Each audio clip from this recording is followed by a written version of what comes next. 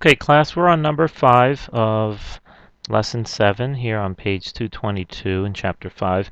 We have an ostrich that can run at a speed of 45 miles per hour. Now, that's pretty fast, but ostriches can flat out, they can run. All right, they can fly. I mean, fly, I'm not saying fly, but if I were running that fast, you would say, wow, he's flying. But the fact is they're very fast. And I don't know if this is scientific that they can run 45 miles an hour, but I wouldn't be surprised because I've seen many videos of these ostriches. And I'm glad I wouldn't have to outrun one of those guys. Now, it says here to copy and complete the following table to show the distances an ostrich can run at various times. Now, we know that he can run 45 miles per hour.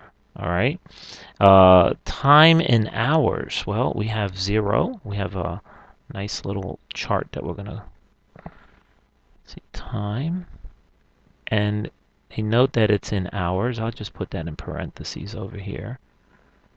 And sometimes when you make a chart, you need to let people know what you're actually measuring. If you just put time, it could be measured different ways. And so we need to know what the units are. In this case, it's hours. And distance we have here. And again, that's being told in miles. All right. So, distance could be measured in inches and feet, yards, miles. Time could be measured in minutes, hours. It could be days, years. So we need to let the reader know exactly what measurement we're using. Now we're given from 0 to 4, so the distance that the ostrich would travel at 0 in 0 hours, well, we know he hasn't moved, so he has traveled 0 miles. Now we're told, again, let's just put over here 45 miles per hour. I'm just going to note that down here. I should have put it above, but it's 45 miles per hour. And I have no reason to doubt that this is correct. So when I said that earlier about if this is scientifically correct, I'm sure it is. Now, let's go back up here and multiply, the time that it would take, or for the in 1 hour, the distance that the ostrich would run. We know in 1 hour it would be 45. Well, why? Because in 1 hour, okay, let's draw a little illustration as we would have. This is 1 hour, right? So it would have been 45. Now in 2, we would add another 45, would we not?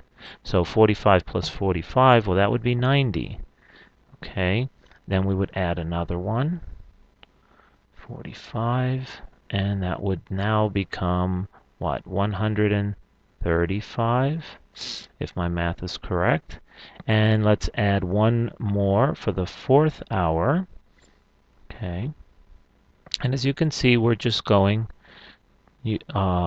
by what we had used as the illustration in the first example. So this is 1 hour, this is another hour, this is another hour, and in total we had 4 hours, right? 4 hours, and it traveled a distance of 180 miles. So we can see on our table, our chart here, we have the time and the distance, and we can see for each value how they relate to one another. Now the next question is, how does the distance vary with respect to time? Now you can probably give this answer in a very wordy sense. Well, as we go further in time, or as time increases, what's happening with the distance? It's increasing. That would be a good general start. But we're also noticing, and we use some terminology in our previous chapters. How is that increasing? Is it increasing directly, or is it an inverse? We've used those types of languages. And in this particular case, we would say that it's direct. If we actually drew a chart of this, it would be a straight line that would start from the origin, right? So we would say this is a direct variation, wouldn't we? Because for every hour, it's increasing by 45. So we have 1 hour, it's 45. 2 hours, we increase. We increase 1 hour over here, and we're increasing 45 miles. We increase another hour, we increase another 45 miles. So this is a direct variation. Direct variation means that for every change we have here, we have a consistent change, and it directly varies. As we increase by 1, we increase by 45. If we decrease by 1, we would decrease by 45. If we increase by 3 here, okay, obviously it would be a lot more. It would be 135, but if we increased another 3, it would be another 135. So now we're being asked to write a formula for this function letting d represent the distance and t the time. So we have that here. We have d is the distance, and we have r and t. Well, what's r? Well, we know r is going to be 45, right? So if we were to write this formula and we were trying to determine, for instance, as we have, obviously, if it traveled at a certain time, t, it would be 45 times t is equal to d, or the distance. So this would be our formula.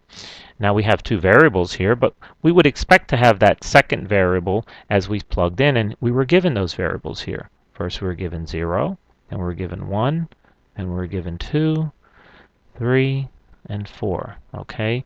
And if we would have simply multiplied the 45 by each of these, we could simply see that these are the answers to each if we plug them into the formula. So that is number 5.